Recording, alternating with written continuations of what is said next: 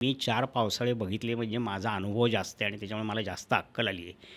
हे मुळात गृहीतच चुकीचं आहे. ती मी आणायला पाहिजे. मला वयाबरोबर मॅच्युरिटी यायला पाहिजे. हं, यायला पाहिजे का नको? हं. यायला पाहिजे. हो. पण ती मला आलेली नाही. नाही, मग ती वय वाढलं वय म्हणजे वाढलं आली. म्हणजे मॅच्युरिटी हे येत नाही. गृहीत तुम्ही नाही त्याच्याकरता चालणार. तुम्ही सतत एफर्ट्स घ्यायला पाहिजे. तुम्ही विचार करत राहायला पाहिजे. तुम्ही नवीन सिच्युएशन समजून घेतली पाहिजे. तुम्ही मागे जे झालं किंवा मागचे तुमचे वडील तुम्हाला काही जर कारण नसताना फटाफटा चुबस म्हणून फटके मारत असतील, तेवढंच तुम्ही शिकला आणि तुम्ही तसंच करताय. तुम्ही मोठे होत गेलात तोपर्यंत तुम्ही काही स्वतः शिकला नाहीत का? तुम्ही तुमचा म्हणून काही विचार केला नाही का? तुमची म्हणून तुम्हाला काही अक्कल यावी म्हणून काही विचार केला नाही का? तर तो केलेला जर तुम्ही असेल तर तुम्ही मॅच्युअर होणार आहात. हं. बाजूची सिच्युएशन जर तुम्हाला समजून घेतलीत तुम्ही आणि त्या सिच्युएशनला आता कसं सामोरं जाऊ ह्याचा जर विचार करायला लागलात तुम्ही तर तुम्ही मॅच्युअर होणार आहात. हं. आणि हे जर तुम्ही डोळसपणे जर करत आलेला असलात आयुष्यभर तर तुम्ही आता आजी आजोबा झाला आहेत म्हणल्यानंतर तुम्हाला आता अनुभवाचं शहाणपण आलं आहे असं काहीतरी तुम्ही कदाचित म्हणू शकाल. आता त्या शहाणपणाचा परत ह्या नवीन सिच्युएशनशी कसा संबंध आहे आणि किती ते लागू पडणार आहे हे आपल्याला माहीत नाही. पण निदान ते शहाणपण तुम्हाला आलं आहे आणि हे शहाणपण जर आलं आहे असं जर तुम्ही गृहीत धरलं तर त्या शहाणपणाचा तुम्ही त्या पुढच्या पिढीलाही उपयोग करून देऊ शकता. हं, हा हं. एक महत्त्वाचा भाग झाला. हो. तुमच्या अनुभवाचा उपयोग.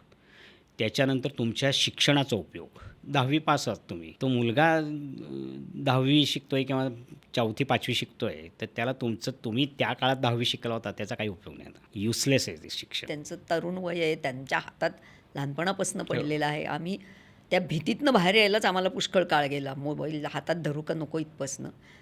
पण थोडंसं जरी त्यातलं शिकलो, थोडंसं जरी काही गोष्टी जाणून घेतल्या तर काही गोष्टी सोप्या होतात.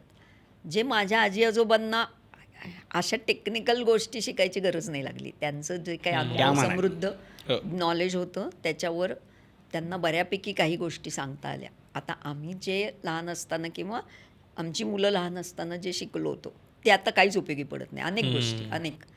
त्याच्यामुळे आता नवीन शिकण्याला आम्हाला पर्याय नाही आहे. ते जर शिकलो जेवढं झेपेल तेवढं, त्यांच्या इतकं नाहीच शिकणार आहोत, पण जितकं झेपेल निदान ज्याची आपल्याला खूप गरज वाटते ते जर शिकलो तर काही गोष्टी खूप सोप्या होतात. 5 वर्षापर्यंतच्या नातवंडांना सहसा आजी आजोबा नको आहेत असं नाही वाटत. तेव्हाच्या त्यांच्या गरजा वेगळ्या आहेत, लिमिटेड गरजा आहेत. हं. खूप घराच्या बाहेर राहत नाहीत. आजी आजोबा असल्यामुळे पाळणा घरात राहायला लागत नाही. हा एक फायदा वाटतो. घरातच राहतो. हं. त्यामुळे त्या वयापर्यंत सिक्युरिटी आहे. हां, सगळ्याच अर्थाने त्यांना ते एक सुरक्षित वाटतं. हं. तिथपर्यंत त्यांचं छान भावनिक जमतं. आहे, लाड करणारे आहेत, गोष्टी खाऊ घालणारे सांगतायत, आहेत, खाऊ गोष्ट देतायत. सांगणारे आहेत. तेवढ्याच गरजा आहेत. त्या गरजा भागवतात आजी आजोबा. तिथपर्यंत भागतं. ती जशी शाळेत जातात, उघड्या जगाचे अनुभव घ्यायला लागतात, मित्रमैत्रिणी भेटतात, नवीन नवीन गोष्टीला सामोरं जातात, तसे मग हळूहळू त्यांच्यातलं अंतर फार वाढत जातं. हं.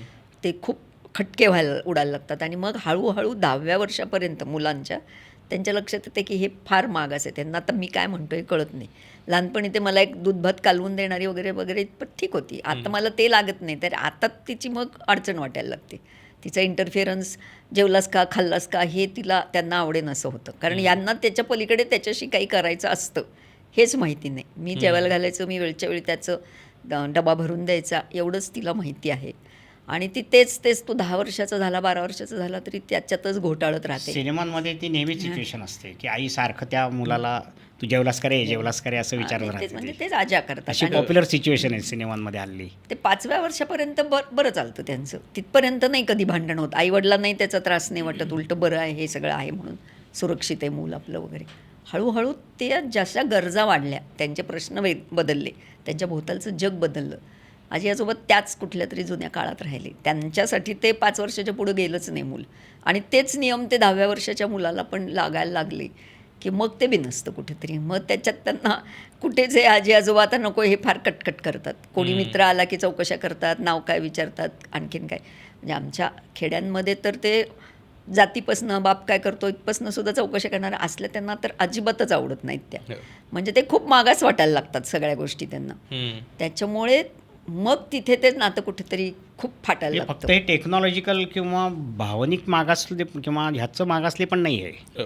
हे सांस्कृतिक किंवा काय म्हणू आपण त्या व्हॅल्यू सिस्टीमशी रिलेटेड जे मागासलेपण आहे ना हं. की त्या काळातल्या व्हॅल्यूज किंवा त्या काळातलं जे काय तुमचं जे काय वागण्याची पद्धत होती ती तुम्ही आत्ताच्या मुलांवर आत्ताच्या सिच्युएशनमध्ये लादायला लागलात की तो दुरावा निर्माण व्हायला सुरुवात होते.